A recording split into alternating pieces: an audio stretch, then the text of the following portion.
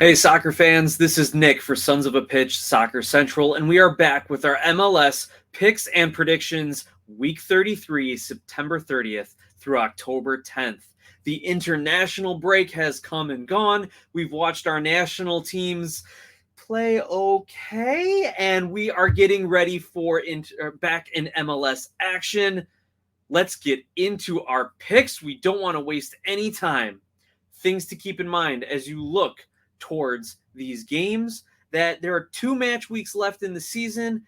Teams that have been eliminated might be calling up some young players, some academy guys, trying new things out. Teams that have clinched the playoffs, maybe rotating squads, getting some of their starters rest, maybe getting some depth pieces a few minutes and working them into the system. Keep that in mind as you look at these games, as you look at rosters come game time. Also, the over and under on the goal totals is either 2.5 or 3.5 for every match. So make sure you're checking that out. You can get a lot of value in some of those games. And as always in MLS, there is value in the road underdogs here. Keep that in mind as you play. Now, let's take a look specifically at the matches up on the screen here. We have starting Friday, September 30th, Toronto FC is hosting Inter Miami, and I am going to take Inter Miami at this game. They are plus 220, and Toronto is getting plus 100. I'm taking Miami, even though they're the road team, because I just think they are playing better. They have more to play for the playoffs, and Toronto knows they're done, and their defense has not been able to withstand and help out their squad at all. I think Higuain and the Herons of Miami continue to put up a few goals. That 3.5 line for the goals there, it's tempting to hit the over on that in like a 3-1 Miami kind of game, but I'm not too confident in that one, right? Especially with the over being plus 125. Anyway, I'm picking Miami to kick things off for the weekend. The next matchup, Saturday, October 1st, New England Revolution hosting Atlanta United. In this game, Atlanta's getting plus 165 and New England's getting plus 130. Let's jump over real quick and look at the conference standings here. New England is down here in 11th place on 38 points, but Atlanta is in 9th place on 40 points. They have a lot to play for. The Five Stripes do, and I think they get it done. New England has been a team that has not had offense, and Atlanta's been a team that has been grinding out results, getting goals in the unlikeliest places, but recently getting Thiago Almada up and running. Now, he's looking to make an appearance for his home nation in the World Cup, so I bet he continues his scoring trend. That might be a fun little prop bet to get Almada to score a goal in this game, but even though I'm taking the road dog here, I'm confident in Atlanta at plus 165. Our next matchup, we're already going to the Western Conference where the Colorado Rapids host FC Dallas. Now, Dallas is one of the best teams in the Western Conference, and I don't see them dropping off versus Colorado. I think we got Jesus Ferreira coming back from some time at international camp, and FC Dallas continues their run. Even though they're plus 210, I'm picking Dallas to win on the road. The next matchup, hopping back to the Eastern Conference, expansion side, Charlotte is hosting Philadelphia Union, league-leading Philadelphia Union. And right now, it's fairly even on the odds. Plus 160 for Charlotte, plus 150 for Philadelphia. The tie's at plus 250. This is tough. Charlotte has been good at home. They had a little dip in form at one point on their home games, but have recently picked it back up. But Philadelphia is the best team in the league and has been the best team in the league for a number of weeks now. So it's hard to pick against Philly. And in my opinion, in MLS, you are what you are until you're not. So until they prove me otherwise, I'm sticking with Philly in this game. This might be a good one to play the goals over with Philly and Charlotte's Karol Swiderski coming off some good performances. Our next match, we've got FC Cincinnati hosting the Chicago Fire. I'm taking FC Cincinnati. Chicago's been eliminated from the playoffs. Following them closely as my hometown team, I really don't think they're going to put out anything close to a full lineup. Xherdan Shaqiri is more worried about the World Cup. Chicago's more worried about seeing what their youth can do and which guys they're going to promote next season and which guys they're going to dump and who can replace them. So I think Cincinnati, who also has a little bit to play for, they are sitting in 5th place right now, only 4 points above that playoff line. They still want to make sure they go out and get some results, but given Chicago's status and how well Cincy's been playing, I'm going to take them as the home favorite at -135. Our next match, we have the Columbus Crew hosting New York Red Bulls, and I'm actually going to take the Columbus Crew in this one. They are the home favorite, and this could be a good value play if you are really high on the Red Bulls, if you love everything they're doing, if you think that Aaron Long wants to bounce back from a subpar international window and just play really, really well for New York. But I think Columbus, who, again, is sitting just outside the playoff line, they need to win. They need 3 points. They cannot win on a tiebreaker. They need to get in. The tiebreaker in MLS, the first tiebreaker, is number of wins, and they are 2 wins behind the 3 teams ahead of them. So they cannot win on those tiebreakers. They're going to need to get into the playoffs, and they are going to need a win. I think they've got it. Meanwhile, Red Bulls have clinched, and they are probably going to be rotating some squads and getting some guys fit. Our next matchup, Montreal hosting DC United. Montreal, the number 2 team in the East, clinched. DC United, worst team in the league, wooden spoon here. So even though you have a DC team who has Christian Benteke now, who got his first goal in MLS after transferring from Crystal Palace in the Premier League, even though you have Wayne Rooney coming in, even though you have young guys hungry and wanting to play, Montreal is still the second best team in the Eastern Conference. They are huge favorites at -200. You never know what can happen in MLS, a league that's built on parity, but I just can't see putting any sort of money on DC to win or tie this game. Pick Montreal. Our next matchup goes back out west. San Jose Quakes hosting Minnesota United.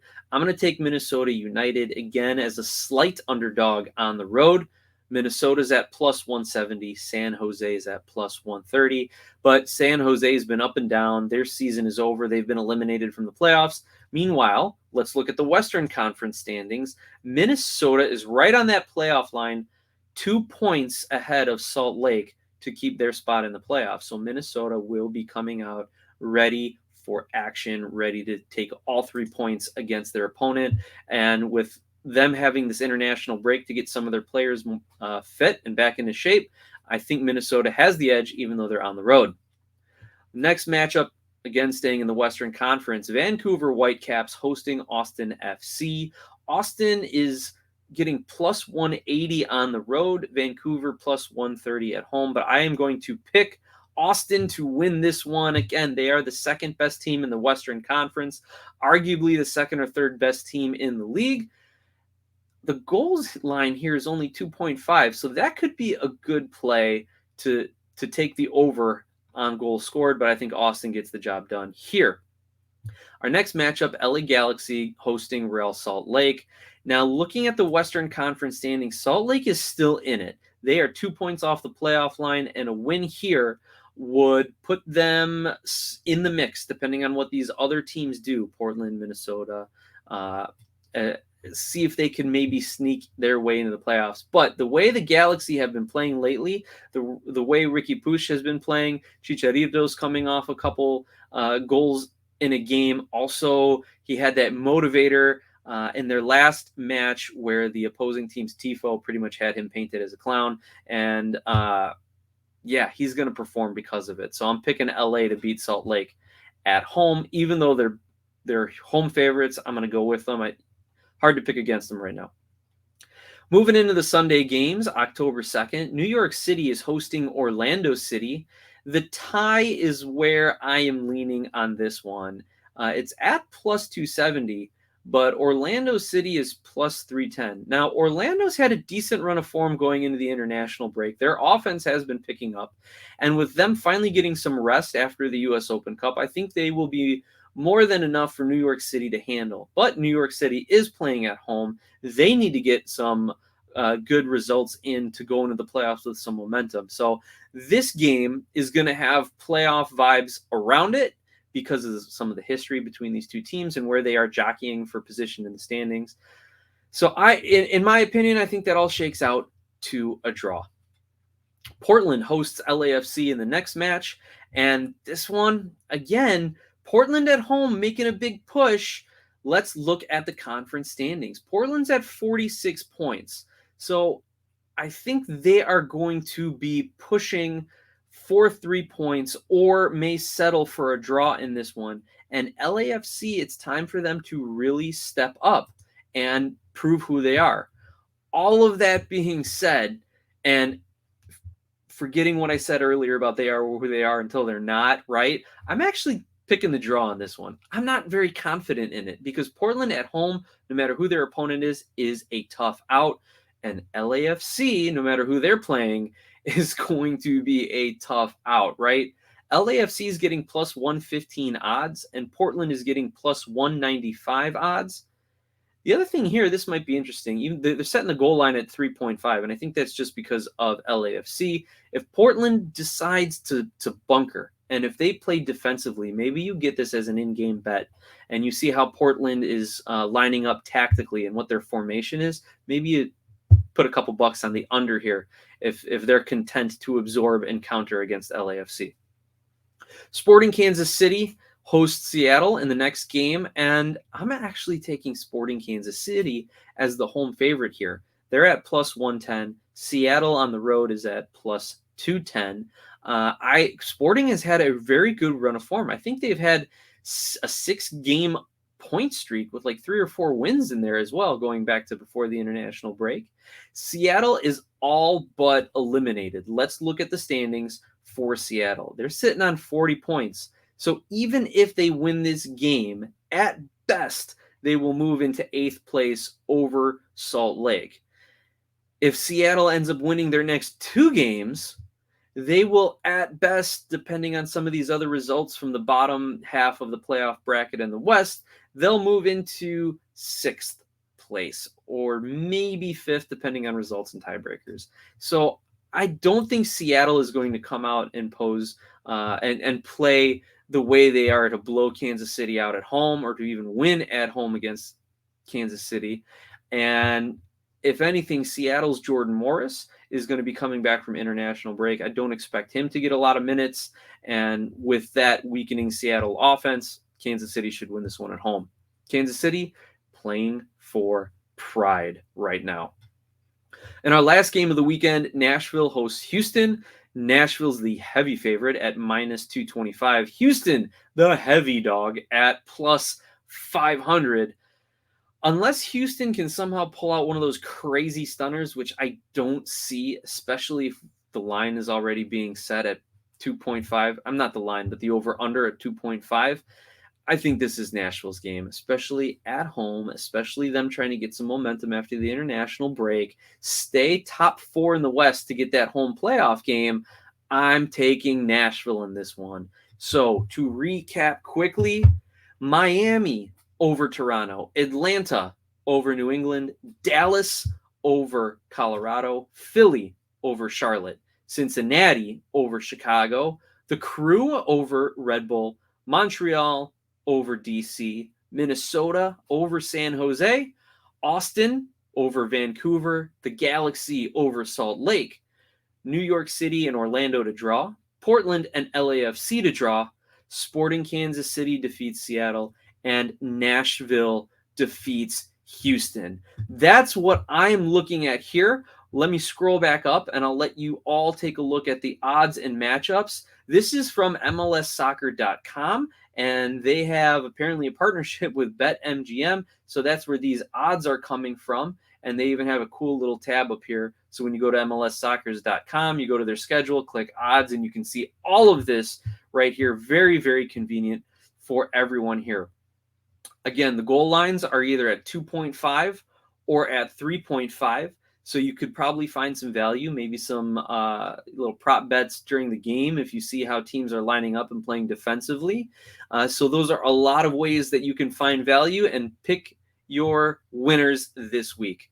Let us know in the comments below, who are your locks? Who are your underdog surprises? What do you think is going to happen? Do you even care anymore if your team's not in the playoff picture? Also, be sure to follow along on Twitter at SOP Soccer. email us at sonsofapitchsoccer@gmail.com. If you like the video and want to help support the channel, there's 3 easy things you can do.